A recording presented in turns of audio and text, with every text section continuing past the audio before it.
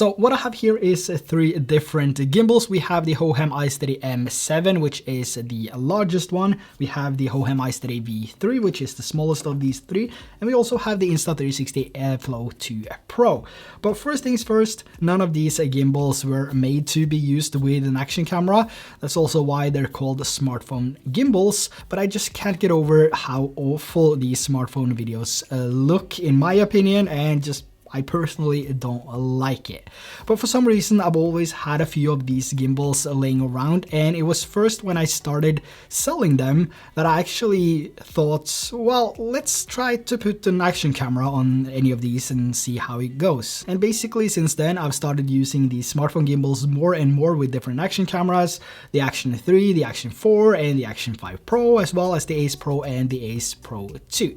So if you want to see the differences between these action cameras with and without a gimbal, there is a video, a dedicated video to each of these gimbals down below, and also a dedicated comparison video with the Ace Pro 2, the Action 5 Pro, and the GoPro Hero 13, which you can find down in the description. I also got quite a lot of questions about how to mount these action cameras on these gimbals, and that some of you had some big issues with mounting them. Personally, I've had no issues whatsoever. So today I decided let's go through everything so I can show you exactly how I mount these action cameras to these three different gimbals. So let's start with the first one, the smallest one, which is the iSteady V3.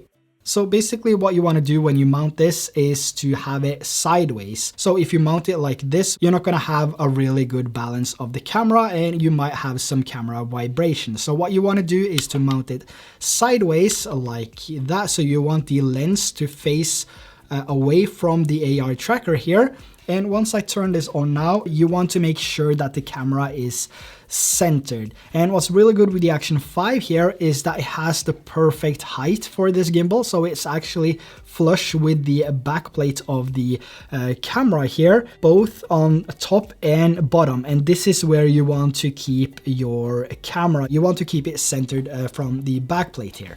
We also have the clamps here, which sits on each side of the camera, and it doesn't matter if the gimbal is on or off when you adjust this. Personally, I like to adjust this when the gimbal is on because the motor sounds, which might appear, gives me an indication of whether or not this is perfectly level and perfectly balanced.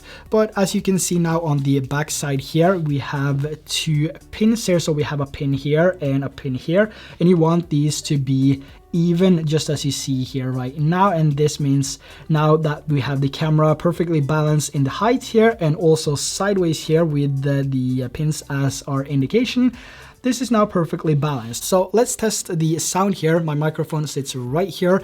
I'm just going to move this around and see if it picks up on any motor sounds.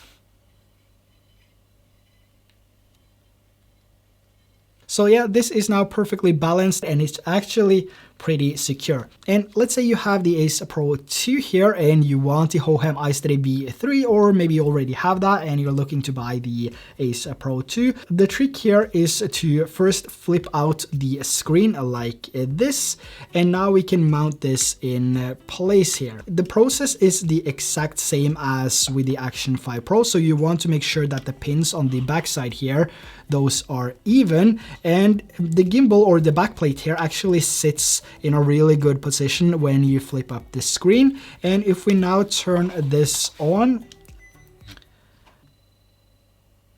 so we can see that it struggles a little bit more, and we have this gimbal vibration right there. This is because there is more weight to the front here.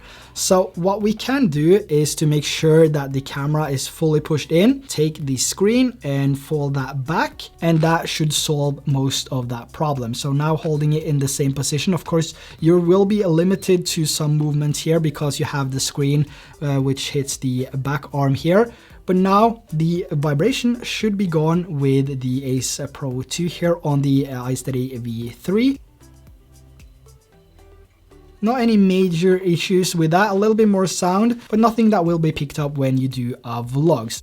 Now let's take a look at the Insta360 Flow 2 Pro. This is the latest gimbal out of these three and has some new optimized motors, which makes the balancing of these action cameras a whole lot easier. And like I said, I have 3 dedicated videos, one for each of these gimbals, so make sure to check those out after this one so you can see the benefits of using a simple smartphone gimbal with your action cameras. So when it comes to the Flow 2 Pro here, we also have a detachable AI tracker here. In fact, all of these gimbals do have an AI tracker and a wireless remote. However, the Flow 2 Pro here, you would need to connect to your phone app, Apple Watch, or any other compatible devices to wirelessly control this gimbal. Whilst with these other 2 gimbals here, we have these wireless remotes here, which is really useful. What I really like with the Flow 2 Pro here is that it has this removable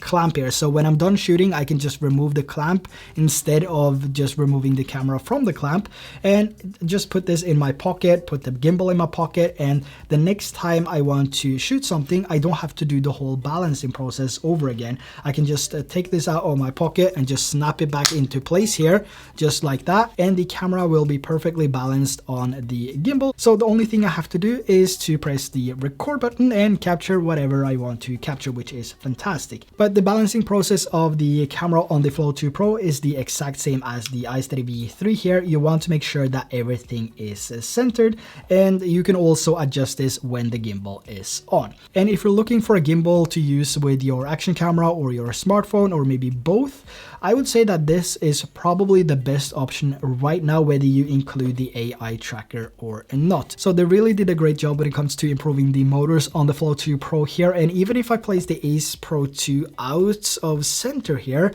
I'm still able to capture some perfectly fine, stable, smooth videos with the Ace Pro 2, which is fantastic. And there's no sound. It's perfect. Last, we have the iSteady M7 here, which is the largest gimbal out of these 3, but this might also be the most convenient gimbal to use because it has this live preview coming from this wireless remote, which connects directly to the AI tracker here, which also has a camera right here. So you will get a live preview on this remote directly from the AI tracker here, which is also detachable, which is nice, but this AI or this live feed does not connect to your action camera.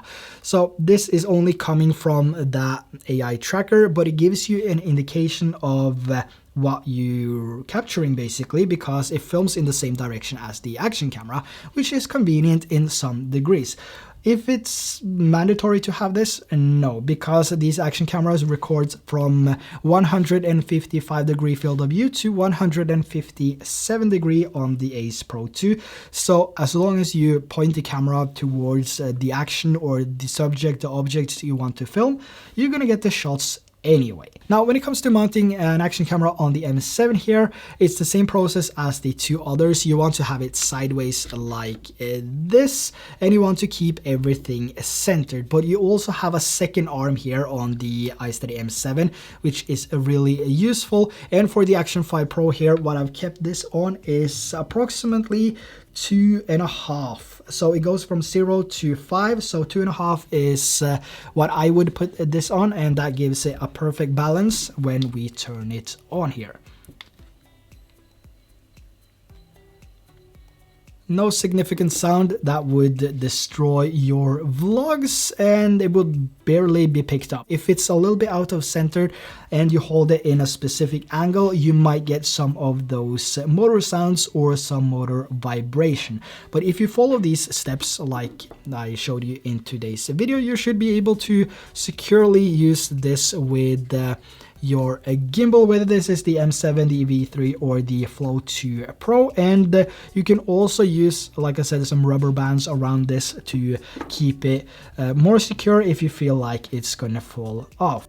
So that's how you balance your action camera with any gimbal. Basically, the process is the exact same no matter gimbal. And if you feel like it, or if you're doing a hike or jogging, anything like that, just make sure to add a rubber band in worst case if you feel like you need it. But for my use, I've never had to add any rubber bands or anything to keep them in place. And also make sure to check out the dedicated videos that I made with these 3 gimbals here, both in daylight and low lights. I really think that you will be surprised of the capabilities in low light when you're using a gimbal. And also, if you decide to grab any of these gimbals, all the links will be down below, including my Signature LUTs, which has been used to color grade all the footage in this video. And also, if you tested any of the gimbals with the Action 5 Pro, the Ace Pro 2, and the GoPro Hero 13, let me know how that went in the comments below.